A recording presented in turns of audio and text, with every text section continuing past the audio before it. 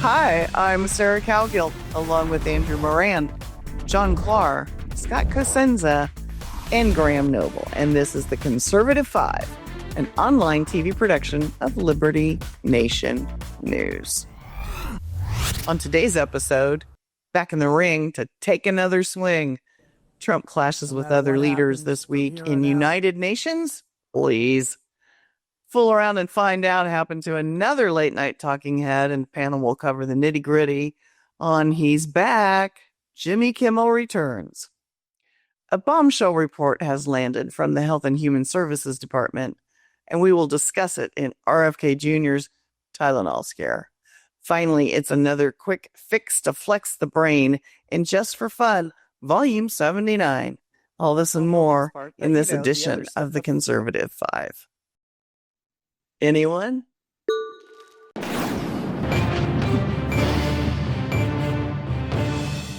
President Trump took to the lectern at the United Nations General Assembly to tout successes, but he also used the platform to call out what he believes to be bad actors and slap around the countries that have recognized Palestine as a legitimate state. And that's what he called a reward for Hamas. Would be too great. Then the president said all UN does is write strongly worded letters that adjourn to another crisis they won't follow up on. I don't think we saw the blustery guy at the podium this week. So, what was different, Graham? But was it the same Trump message, or did he come out swinging on other things? I would say that by and large, recalling the last time that he addressed the United Nations during his first term, I would say that by and large, this was a very similar Trump. His overall message was the same, which is that each of these member states of the United Nations should actually be putting their countries first, their interests first, the safety and security of their people first. So essentially was saying, look, what I do in the States, my whole America First agenda, you all should be duplicating that in your own countries. And he kind of said the same thing, really, when he addressed the United Nations General Assembly last time. Of course, this time around, there are specific issues that he dwelled on, one of which is, of course, mass migration, which is becoming a serious problem for the European countries, particularly the countries of Western Europe. And he told them, he said, you are destroying your countries, with this unchecked immigration. And what's happening in the UK and France now, I think Germany has actually started to get a bit fed up with it, and they're cracking down a little bit. But certainly in the UK and France, and in the UK, it's just awful what's happening. I see video clips all the time of what's going on over there, and it's just terrible.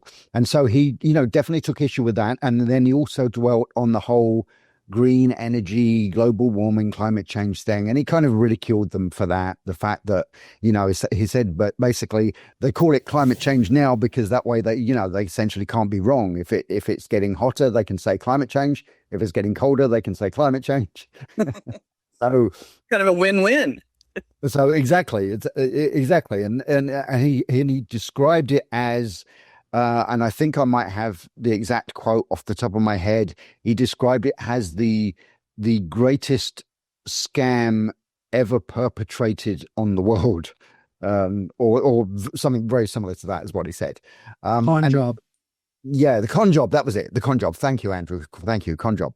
And so, yeah, he said that. He said this is not really about saving the environment. It's about transferring all of the, manufacturing base and the industrial base from the countries that follow the rules, the climate rules set out by globalist organizations like the UN, transferring all of that stuff from there to underdeveloped countries that are not following these rules anyway, and of course they're benefiting from having all this industry. So essentially, he was saying it's a redistribution of wealth, which of course is partly what the whole climate change thing was always about. Well, and Andrew, that's the second time that you used climate change.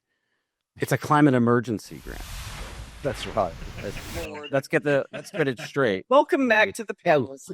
Forgive me for downplaying it. Yeah, that's why we have to abandon all our stopgaps and safe measures that prevent us from overreacting or betting the farm on some wild prospect.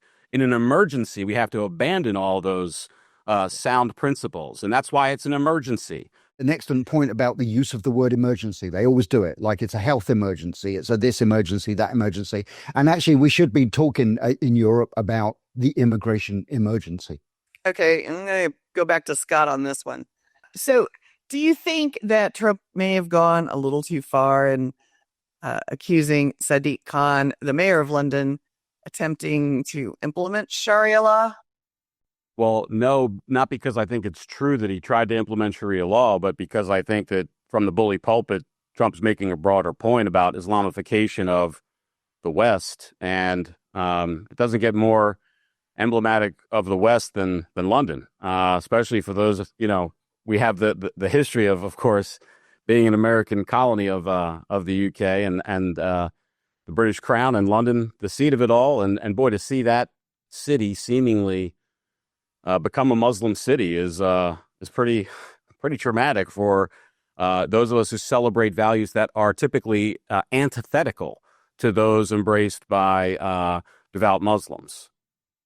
Do devout Muslims want Sharia law? Well, depending on which sect and Muslims are just like any other religion, right? There's a million Muslims. There's probably a million different beliefs about what Islam is and what it means to them. But in the broad strokes, the simple reading of the tenets of the religion indicate no separation between government and religion, and government imposition of rules that are very strict, and a great imposition on the rights that we now enjoy and the rights that Londoners at least have enjoyed recently. I don't know if they still do anymore. It seems like they're getting arrested for all manner of things that we would consider freedom over here. Forget London, though. I mean, look at the UK. There was a member of parliament recently, and he tabled legislation where he said you should be allowed to marry your first cousins because that's part of the Muslim culture and Islamic culture. So it's not just the local level; it's the national level that's becoming really quite comical over across the pond. Mr. Clark, do any of us believe that there are no Muslims that can get along with our Western culture? Well, you try to trap me with that question. Kind of did. And yeah, but I'm not trapped, except in Minneapolis. Actually, I lived in the UK for a number of years, including Birmingham, which I believe has a Muslim mayor. Scott's right. It is a fundamental tenet theologically of the Islamic faith that there is no separation of church and state, and that's why you don't really see it very often in Muslim countries. Of course, there are peaceful Muslims, etc., and as Scott said, we're not here to stereotype, but what President Trump was alluding to is, regardless of individual cities, that there is a trend of instability that's linked particularly to the incompatibility of foreign cultures with the values of those Western European countries and here. And I think that was also implicit in his broader condemnation of immigration. He used very strong words, as have been pointed out. Graham Noble has a great article on September 24th titled, "Trump gives United Nations General Assembly wake-up call." And he said, the president said, the crime of uncontrolled immigration is what he called it. He said, your countries are being ruined. Well, in doing so, he is also highlighting or implicating the America's borders. So in a way, he's bolstering his own domestic policies. But what he's also done, as Graham pointed out in his article in here, is that he is resurrecting the idea of nationhood. And the globalists at the UN are really pushing towards, in the name of multiculturalism, a dissolution of our native cultures. And that's not nationalism. That literally is the definition of nationhood, is having borders and having a common culture. So there are definitely conflicts on a massive scale between the cultures that are being thrust together through mass immigration. So maybe I've dodged your trap. Maybe I haven't. Would anybody like to have the last word before I have the real last word? long term, the problem is the replacement level. You look at some of the numbers there. You see the native populations for Austria, Spain, Germany, whatever the case, they're below the replacement level. But you see the numbers of the migrants who come to these countries, and they're above the replacement level. They're the ones who are having the children. Now you can talk about the economics, and of course, where if people aren't having kids, then you can't sustain the economy, you can't sustain the entitlement system, whatever the case. But from a cultural societal level, you're seeing that long term, these countries, the face of it is going to drastically change over the next 20, 30 years. It's going to, London will look like Riyadh, Madrid will look like Riyadh, all these different places are going to look like you're actually in the Middle East. I've seen clips of people, going around Rome, and they see, these Muslim denominated, corner stores or fruit markets or things. You see up here in Toronto, I'm in Leaside, but you cross 5 minutes into Thorncliffe Park and you think you're in Afghanistan. It's absolutely astounding how even Canada is becoming a really, I would have to say Islamified, to quote Scott. Islamified. Well, the UN was created World War II, a world decimated by 6 years of destruction, death, atrocities, and finally liberation as a practical strategy for the survival of humanity. I mean, that was time to think about it. But is it now time to move on or double down? Thanks for watching. Thanks, Paddle, for your energy.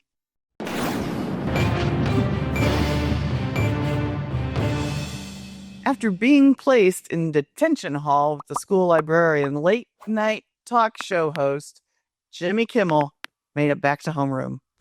Kimmel, after making false statements about the Charlie Kirk assassination and subsequent nasty messages to Kirk's widow, somehow became the progressive left's poster boy for free speech. When did the censoring left become such paragons of the First Amendment? Do they not remember no one was allowed to make mean tweets under the last administration? Now we have congressional Democrats trying to pass something called the Nope Act. And no one better to address this latest overkill than Liberty Nation News' Scott Cosenza. Thank you, Sarah. Well, it's no wonder that Jimmy Kimmel became a hero for free speech. It's in direct response to the Trump administration's movements against him. He had been suspended indefinitely, and that proved to be a short, indefinite suspension. Let's have a listen to what he said when he went back on the air on Tuesday, the 23rd. Thanks to who supported our show, cared enough to do something about it, to make your voices heard so that mine could be heard. I will never forget it. And maybe, weirdly, maybe most of all, I want to thank the people who don't support my show and what I believe, but support my right to share those beliefs anyway. It's hard for me to understand how it's debatable whether or not Kimmel's free speech rights were implicated in AB's, the broadcasters, the ones who actually hold the FCC licenses who were threatened by the Trump administration. And I agree that, in your lead-in, Sarah, you mentioned how these liberals and leftists have seemingly discovered First Amendment rights. And boy, it is a welcome change for them to discover them. But also so many on the right have lost their discovery of First Amendment rights that they were so attuned to when the Biden administration was running roughshod over them. And it seems like so many feel comfortable with the Trump administration exhibiting powers that they would be apoplectic over if the Biden administration were doing the same thing. And I think the Biden administration do the same thing, though? Well, they didn't do exactly the same thing. They did worse. I think arguably much worse. But that doesn't mean that this is not an impermissible and illegal imposition on the free speech rights of Mr. Kimmel, all those who work on the show and those who broadcast the show. It's not a question of one being, a level 3 violation, the other one being a level 11 violation. Those things are both true and also both violations. And for people who care about freedom and liberty, I think our position has to be everywhere and always, all the time, when a government minister tells somebody they can't say what they want to say, or else our response needs to be, that's not okay. This is a little teensy bit different because of the public spectrum that is occupied by these ABC stations. But I think really for freedom lovers, now is an opportunity for us to say, why does the public own this spectrum? Why don't we sell it off so that it can be used to its greatest effectiveness? Right now, with the spectrum, just like with any other thing that has a limited capacity, if you give the bureaucrat the power to control how it's used, then you're limited to what the bureaucrat thinks is a good idea for how it's used. And I don't think that's a good idea for broadcast spectrum or land or rivers or anything. Well, I thought would do a better job. I thought the sticky wicket was the fact that he basically was repeating not correct information, or he was making it up.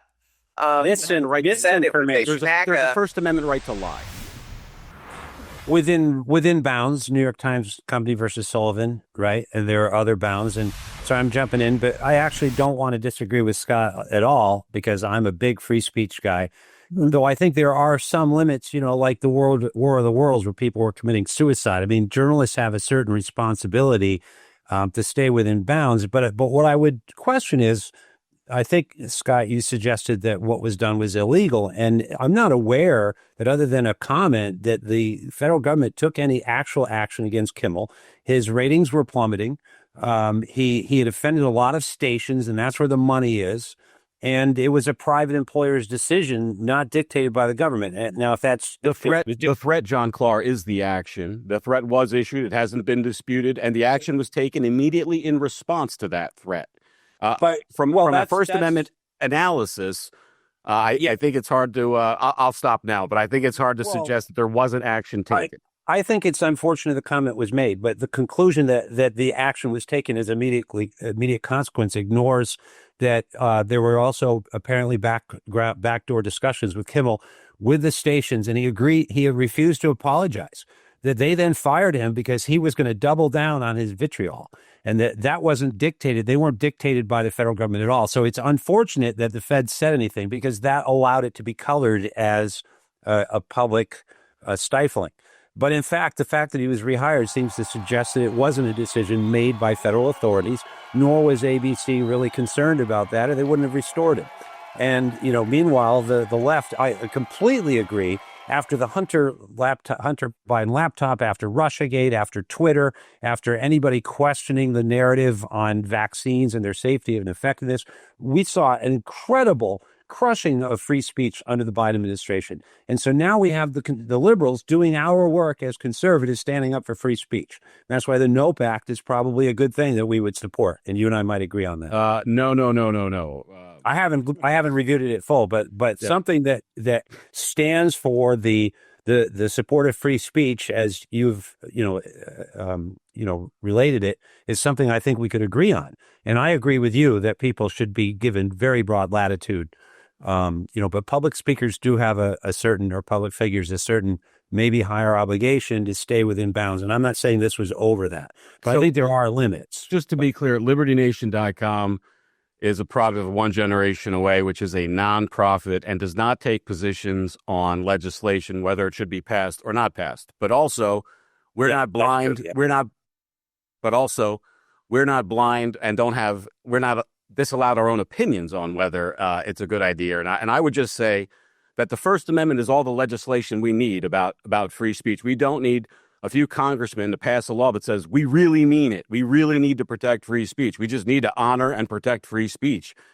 The issuing legislation was in our founding, conceived in free speech, and we don't need in 2025 some new law that guarantees it. We just need people and the government to respect our free speech rights, which are already enshrined. And I would just say to you, John Clark, that the liberals are doing our work for us for protecting free speech, and the conservatives are cutting away at that work by not agreeing that if this was done on the other side, and I'm struggling to hear you say that, and I do think if the Biden administration said to Greg Gutfeld or some other conservative host, we're going to turn off the lights on you, and we're going to frustrate the licensees, which is what the threat that was made. And then, by the way, we have Donald Trump, who in the wake of his Kimmel coming back on the air, he has basically done a Truth Social post that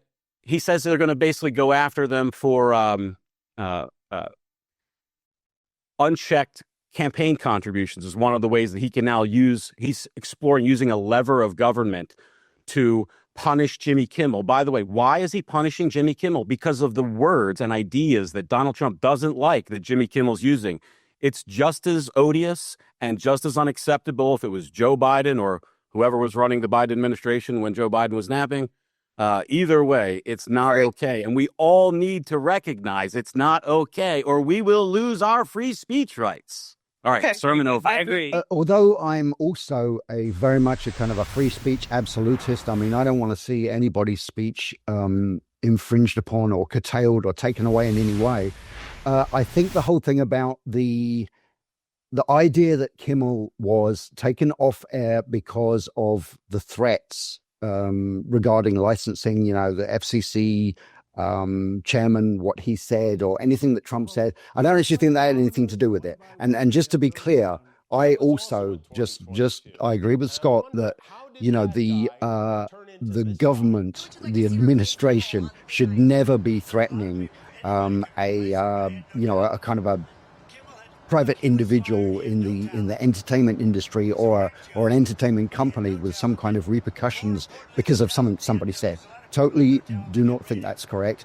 But I don't think Kimmel was taken off the air had anything to do with that, because really, if ABC or Disney ever wanted to nail the Trump administration, they would have called the administration's bluff, and they would have said, we're going to carry on doing exactly what we're doing. You go ahead and start pulling licenses, see how fast we take you to court. And this will become the biggest court case ever, because it will be the administration trying to defend their infringement upon First Amendment rights. And I think the Trump administration would have been crucified in court over that. So I don't think Kimmel's taken off the air had anything to do with any of those threats. It was a purely private decision. I think ABC and ABC knew that this could be really damaging for them, so they took him off the air, and then they had a few days of discussion, and then they put him back on the air. So that's my thing about it. Big free speech guy, but I think it's almost like a straw man talking about these supposed threats from the administration. Don't think they had anything to do with it, really. Andrew, you can have the last word here. Well, I would just say one thing that comes out of this is that I was able to dive into the ratings, and my question out of this is that why do these networks produce these late night talk shows? Colbert, Kimmel, Jimmy Fallon, all those ratings are in the tank. Why do they spend money on it? There was this woman on X, she's a conservative influencer, and she pointed out that Kimmel gets 100,000 views a night on average, and she took a picture of her chili dog and said, let's see if this can get more views than a Jimmy Kimmel episode. It turned out she got 2 million impressions just by that picture of a chili dog. Has Jimmy Kimmel cemented himself as the unenviable role of the straw man for future history books? I myself hope he doesn't even warrant a footnote. Thanks for tuning in, and thanks, panel. See you next time.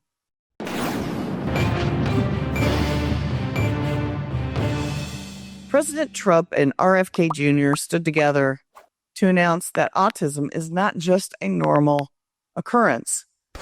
Trump and company made the case that it is due, at least in part, to the simple act of expectant mothers taking Tylenol for pain.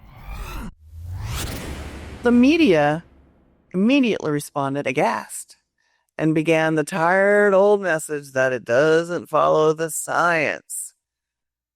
John Clark, I know you're going to have a thing just to say about this, so I'm going to let you go.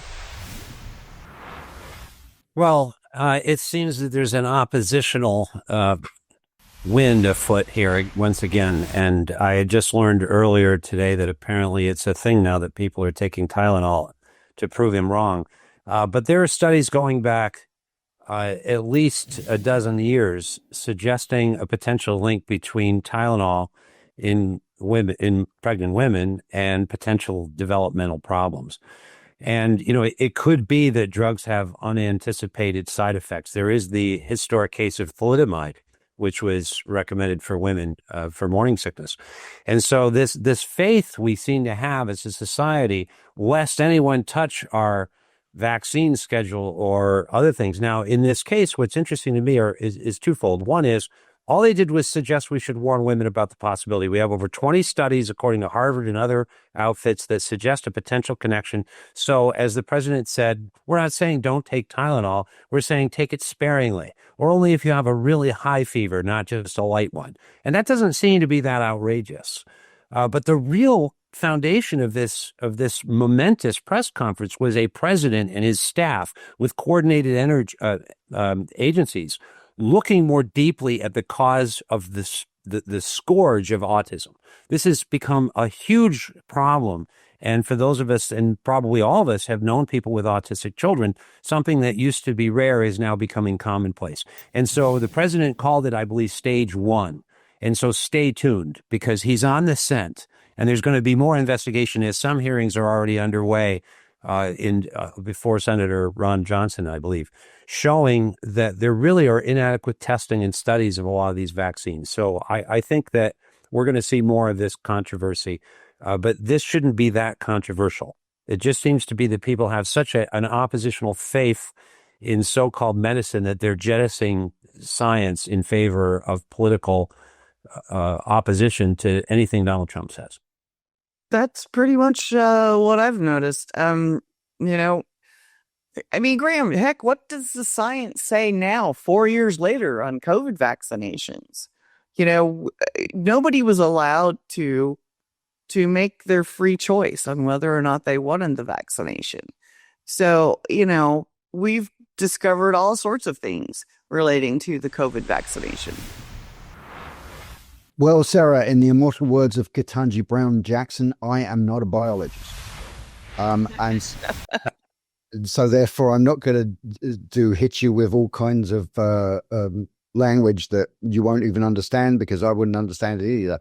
What I can tell is that I got some interesting. I looked up some interesting numbers from the Countermeasures Injury Compensation Program, CICP, and that is, as you might have expected, that's run by the Department of Health and Human Services.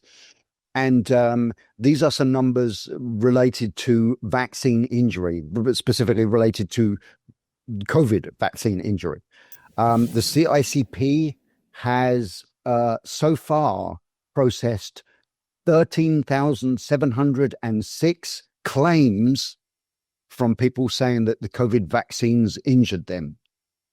They have denied 99% of those claims, and they've actually paid compensation to 27 individuals. And the average compensation is about just over $4,000, which is, don't spend it all at once. But basically, they're saying that the main vaccine injuries from the COVID vaccination, the main injuries are something called SIRVA, which is actually a shoulder injury.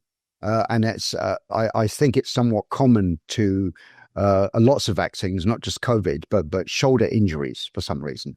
Right. And then there's Bell's palsy, Guillain-Barré syndrome. Pretty sure I'm saying that correctly. And then the main one, though, is myocarditis, which is inflammation of the heart. And in fact, out of the 27 people that have been compensated to that princely sum of $4,000, 18 of them had myocarditis. And that seems one of the biggest things to come out of the whole vaccine injury thing when it comes to the CICP, when it comes to the COVID vaccines. And they still got apparently about another 10,000 claims pending. So there you go. Well, trust that science. Anyway, Andrew, what did you see as the most prominent thing to come from RFK's report? But first, I'd say, Graham, what about the droplets? You're not going to get COVID if you take the vaccine because of the droplets. You stop the droplets. Anyway, to answer your question, first, I'd like to point out, there's this big post that's going around X right now, and it's being shared by a lot of prominent individuals. And it's a post from Tylenol 7 years ago. And they tweeted, quote, "We actually don't recommend using any of our products while pregnant. Thank you for taking the time to voice your concerns today. Whether this is a legal thing or not, I'll leave that to Mr. Cosenza. But overall, I think that's quite interesting. Now, everyone's talking about Tylenol, but there's also something else that RFK mentioned in his report, and he said that something that could help reduce autism symptoms is leucovorin, which is a form of folic acid. Now, I remember when my wife was pregnant, she always took folic acid, and doctors had always recommended this, but she never took Tylenol. So, maybe that explains why I have two little geniuses in the household right now. And Jay, the one thing she ever took was anti-nausea medication, but that never did anything at all. I mean, she just always had morning sickness day and night with the twins. But so yeah, folic acid, I can attest that they're great. Our kids, they play chess and they play piano, and they do. They got 10 out of 10 on their spelling tests. So so maybe that's a testament to our audience, for our audience. Well, congratulations, Andrew, on being a good daddy. All right. Scott, do you think anything good's going to come out of this? Wow, that's a big one. I just wanted to say before I get to that, Tylenol may be safe and effective for pregnant mothers, and maybe not. And what would the best thing that could come out of it is, especially in light of what we just went through as a world, maybe we don't give government ministers the power, any power at all over this, to say what should be sold and not sold. And we could just go with freedom and make our own choices using information sources that we trust or don't. We know for sure, though, the government sources of information are the opposite of reliable. This is proven beyond any doubt. We know, anybody who's been an adult for the past 5 years in America, right? They know that the lies are official, whether it's the food pyramid that literally tells you to go get fat by eating the worst thing possible, more than the best thing possible, or the vaccine schedule. Does anybody even know, seriously, how many boosters you're supposed to be on if you're following the government vaccine booster schedule? I don't know. I think you're well into double digits, though. So to me, the answer is get the government out of it. Tylenol, the civil tort system, lawyers are awful often, but also awesome often. And the civil liability system we have does provide for a mechanism that, hey, if they're selling poison, they're going to have to pay for it. And that's a better method of sorting it out rather than, the government minister generated by politics and whoever else. If I may say one thing quickly, I think another great thing is coming out of this is that the media is not going to say pregnant people or pregnant person. They're going to say women. And they're going to finally say that, yeah, only women can get pregnant, not men. So I think that's another good thing that comes out of this. Really? You think that's going to come out of it? Well, you see the reporting. I've yet to see a pregnant person or pregnant people. I see women, and that's all they say is women. So, hey. Jeez. All right. The show. You haven't seen the recent Vermont health advisory for pregnant persons to take the COVID vaccine. Nice. So, all right, guys. It's persons experiencing pregnancy. Seems about every 40 years, Tylenol has a PR crisis. The capsules were weaponized in 1982, causing 7 deaths and sparking a nationwide panic. Not their fault. The result was the recall of 31 million bottles, federal laws requiring tamper-proof packaging. So who knows what may come of this news. Thanks, panel, and thanks for watching.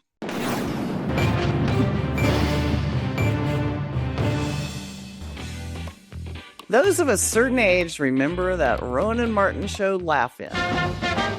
Well, they had a segment called The Fickle Finger of Fate. And we're going to do our level best to try to revisit that segment.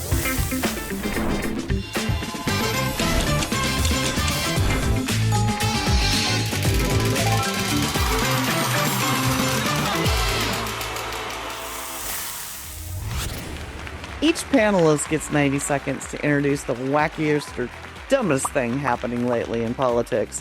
There's plenty to go on, so you should not be bored.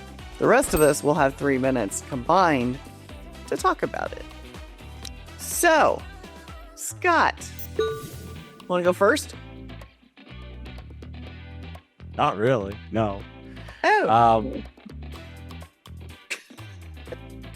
I don't know. You're gonna hate my choice. I know it, but it is. The dumbest thing is the unforced Donald Trump doubling down on the Jimmy Kimmel free speech debacle. He ham-handed it. He should have dismissed the government minister. And it would have been a great move, by the way, if he said to his FCC commissioner, hey, this guy's going to get fired because he's a loser and his ratings suck, and anything else that Donald Trump would say that would be funny in the place of that, and say, let the market win out. But it's a giant unforced error. And I guess this is not like a zany, wacky thing, but boy, I just thought, I was in the room at the Libertarian National Convention when Trump seemed to win over the room and then seemed to carry forward the 4% of Americans who vote Libertarian to vote for him, at least by and large, and helping him win the presidency. And I see that circling the drain now. So anyway, that's my thing. Well, I completely 100% agree with you, because his ratings have probably doubled, since he became the poster child for free speech for the left. People are going to tune in and watch him now. I don't remember if it was here on the C5 or on Liberty Nation Radio, but one time I was in the position of having to defend like Kim Il-jung because of something. And it was like, I hate to be in that position. And I hate to be in the position of, saying that these progressives are right. And the Trump, especially on the free speech issue, knowing where we've come from. But that just seems to be the reality we're in at the moment. I think the worst thing Trump said, actually, when it comes to free speech lately, the worst thing he said actually wasn't related to Jimmy Kimmel. He was in the White House and he was answering questions, and he was talking about the negative coverage he gets on the mainstream media. And he said literally something along the lines of, look, when 90% of the coverage is negative, that's not free speech. And even though I do actually, and I'm not going to do it not right now because we don't have the time, I know that I could explain what he meant when he said it, but it was such an awful, awful way to word it that that was dreadful. I mean, sometimes he says things that make me shake my head. That was one of those times. Andrew, you gonna jump in here? Yeah, so there was an MSNBC segment recently featuring a lady by the name of Tina Guyen. She's the author of a book called The MAGA Diaries. So she had a hilarious comment warning about Christian nationalism. And she said, quote, "It merges Christianity with a specific interpretation of what the founding fathers wanted. What Aristotle wanted. Oh no, Aristotle, a radical philosopher." Now, what did Aristotle believe in? It's funny that you mentioned Aristotle, because I've been rereading him lately, because there's this great newsletter called The Culturist, and they've been talking about Aristotle. I read a lot of him when I was in high school, because Ayn Rand said he's the only philosopher that should be listened to. But anyway, so what did he believe in? What did he believe in? He believed in the idea of eudaimonia. It's essentially that happiness is the main goal of life, and it's only achieved by living virtuously. So according to Aristotle, the ways to live virtuously was being courageous, believing in justice, and being wise. And I don't know how that's a terrible thing. So that's MSNBC for you, going absolutely berserk, or this one progressive individual going berserk at the idea of Aristotle. I don't even know what the heck you just said. Well, eudaimonia. It's going to take me a minute to process. I'm not good at that. Well, he viewed deciphering Andrew's mind. What's wrong? I don't see what the problem is. Well, I think the question is whether. So now, are you saying that was the dumbest thing of the week, or were you responding to? So you need an interpreter when we do this segment. Oh my goodness, her comment was absolutely absurd. It was ridiculous. I don't know how anyone can be upset by the ideas of Aristotle. So that's my pick for how absurd of the absurdity of the week. I know Graham wants to add some comments to this, and I also know that Scott's chomping at the bit. If Scott's got something to say about it, I mean, I said my piece about, the whole Trump with the free speech thing, which was stupid to me. If Scott's got more to add, go ahead, Scott. Well, I don't know if this elevates it or not, but the reason why Rand thought that Aristotelian logic was worth coveting and holding on to is because that then it's A is A and 1 + 1 = 2 is the basis of all of our conclusions that we draw. It's what allows us to build bridges and skyscrapers, and not wants and wishes and affirmative action and inclusion. The metaphysical facts don't care about your feelings. All righty. And the Goldilocks zone of happiness, whereby you can't have two extremes where just it's all leisure all the time, or it's sloth or hard work all the time. So that's another thing that I admire from Aristotle's philosophy. That could have been, you took the long way around the barn that time. Hey, Mr. Clark, what did you find to be the dumbest thing that happened this week? Well, I would say my Goldilocks Aristotelian joy comes from being here with you guys on C5, I think. But I do want to say, in response to the others, I agree with both Graham and Scott about Donald Trump's mishandling of the free speech issue. It's cringeworthy.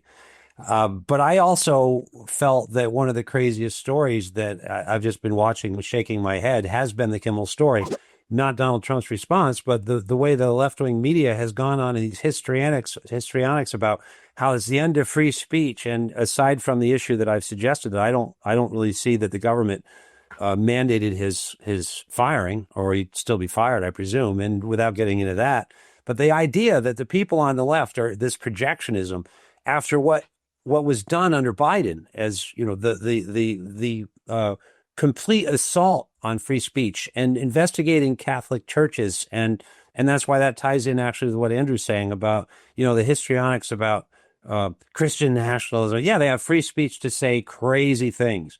And so for me, the culmination when they rehired Kimmel, it just kind of it deflated the entire narrative that he had been shut off by government authority. So I couldn't pick a better one until I heard about the Tylenol story that I think Graham's gonna. Then I was like, oh, that topped it. But somebody beat me to that one. I couldn't even believe that was true. But, I mean, the social media challenges, watching. well, I don't want to steal his thunder. Don't. I want to hear Graham's take on this. Well, I'll make one comment on what John just said, and that is that looking back over the Biden years and the censorship that went on. But here's the big thing: by the left's own standard, Jimmy Kimmel should have been banned from ever going on TV again by their standard. And I say this because the biggest word we heard over the last 4 years was misinformation.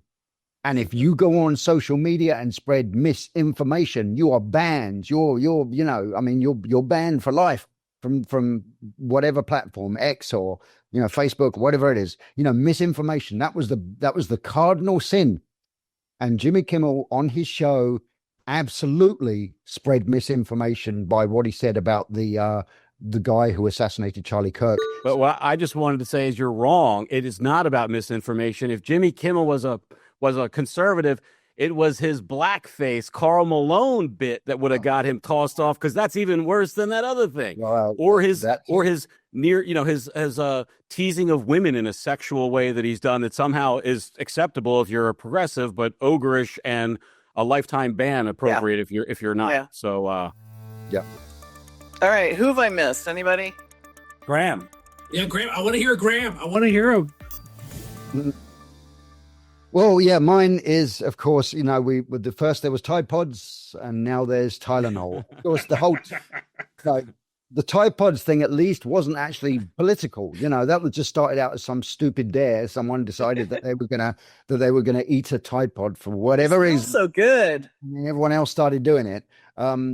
But the Tylenol thing is crazy because now you've actually got videos popping up all over the internet. Well, mostly on TikTok they are, but they're being reposted on Facebook. And there are these videos of these women, down in Tylenol. And even pregnant women are doing this. And one pregnant woman, even in that, she was quoted in that, the British Daily Mail newspaper, she was quoted as saying, here am I, a pregnant woman, and I'm taking Tylenol because I believe in science. Now, and that always cracks me up, because anybody who says the phrase, I believe in science, is demonstrating that they haven't got a clue what science is, what it actually means. They think science is a thing. They think it's I don't know. It's like omnipotent. Whatever Dr. Fauci says it is at any given moment. I am the science. Science itself is literally a process. The word science only means that it's a process of experimentation and discovery and theorizing. It's a process. You can't believe in science. Nobody can believe in science. It's ridiculous.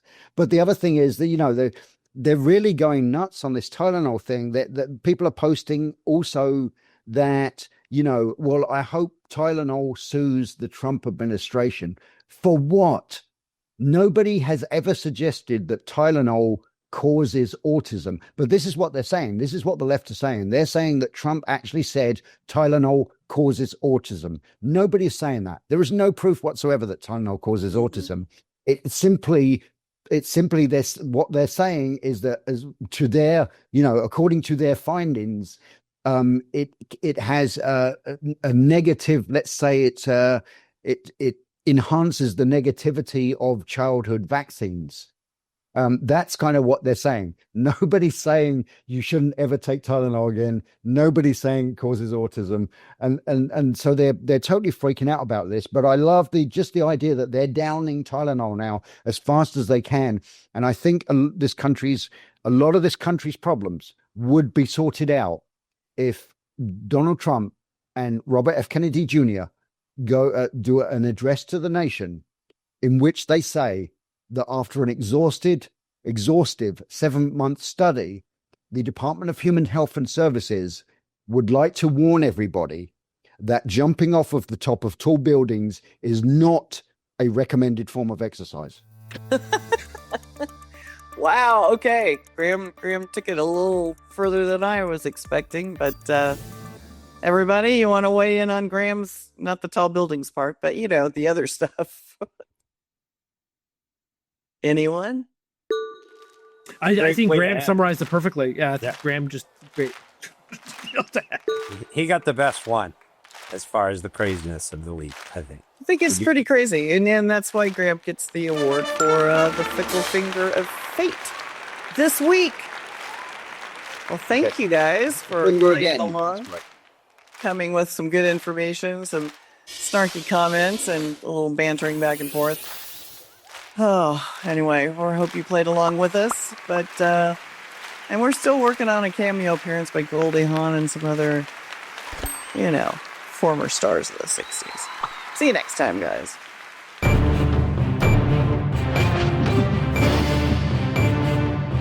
That's it for our Conservative 5 panel today. Check out our other C5 shows and segments on your favorite video platform, YouTube, Vimeo, Rumble. We're on them all. As well, Liberty Nation News has its own Roku channel where you can see all of our TV productions. Now, Liberty Nation does not endorse candidates, campaigns, or legislation, and this presentation is no endorsement. I'm your host, Sarah Cowgill. Thanks for joining us today for the latest news and commentary. Your choice for free thinking, free speech, libertynation.com.